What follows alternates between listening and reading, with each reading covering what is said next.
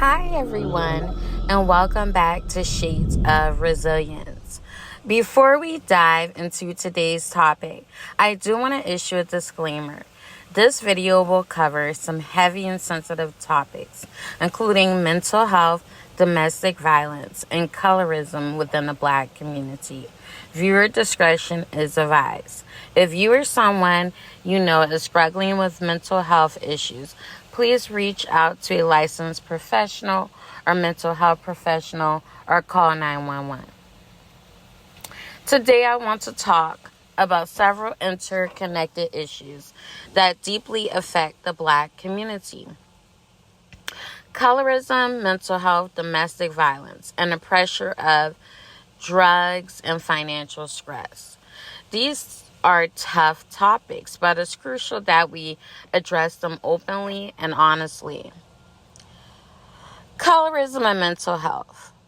Colorism, or discrimination based on skin tone, is a pervasive issue that can have severe mental health impacts.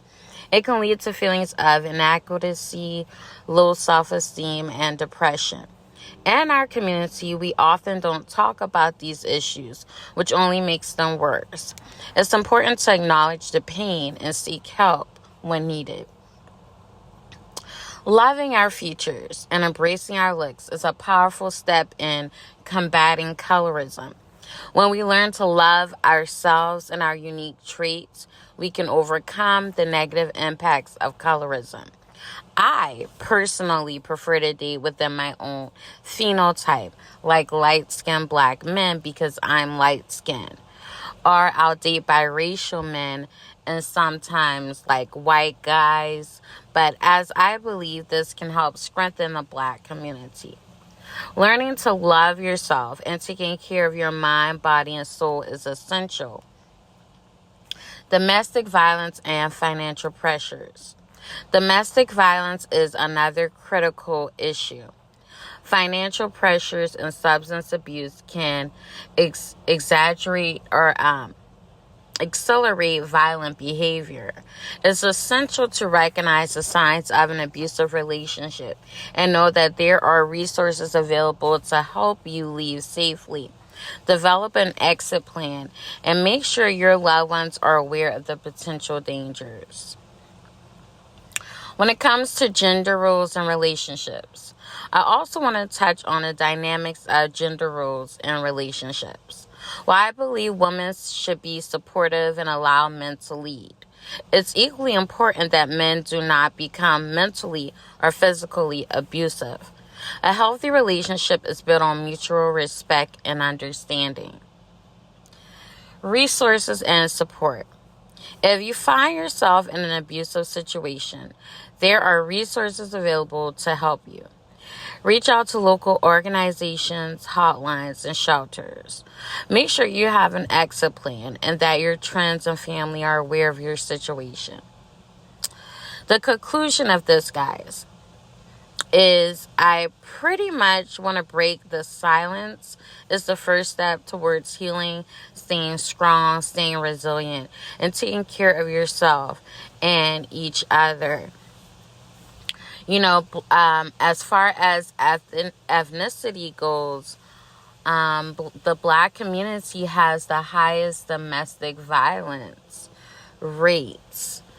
And so that means that in our relationships, there isn't healthy communication. That means there's drug use and there's financial stress. So what can we do as a Black community to take care of our mind, our body, our soul, and our finances, right? The first step to that is educating. Even if you don't want to go to college, read books, look up information, get therapy. Most jobs, regardless of where you work at, even McDonald's, offer mental health therapy. That mental health therapy is very, very important. If you've been through a lot and you can say you've been through a lot of trauma and a lot of past, the first step of healing is to do the inner work. Because if you don't do the inner work, you're just going to bring all that toxicity and negativity into your new relationships, whether that be friendships, romantic relationships, business relationships. So you have to have a positive and good mindset about life, about people. That way you're not bringing your trauma or judging people the wrong way or mistrusting others in the wrong way. So that would be something that I would highly encourage you guys to look into. Now, also, the violence, the masculinity.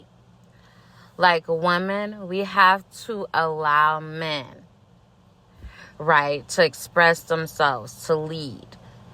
But then men, you can't just talk to women all kind of way either and expect your woman to be able to reciprocate what you're saying. Also, soul ties. Soul ties are important. When you have sex with someone, you exchange their energy. You exchange their mindset, believe it or not. You are interconnected deeply. So that's another important thing to consider before you get intimate with a person.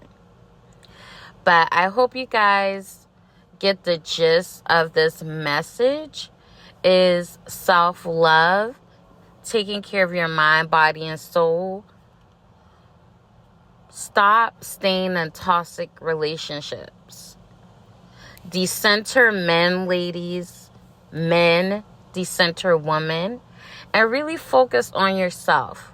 Because anybody who comes in your life is in addition to you. And then once you guys are married, you become as one, spiritually and mentally and physically. I love you guys. Thank you for watching. Remember, it's okay to seek help and talk about these issues. Breaking the silence is the first step towards healing. Stay strong, stay resilient, and take care of yourselves and each other.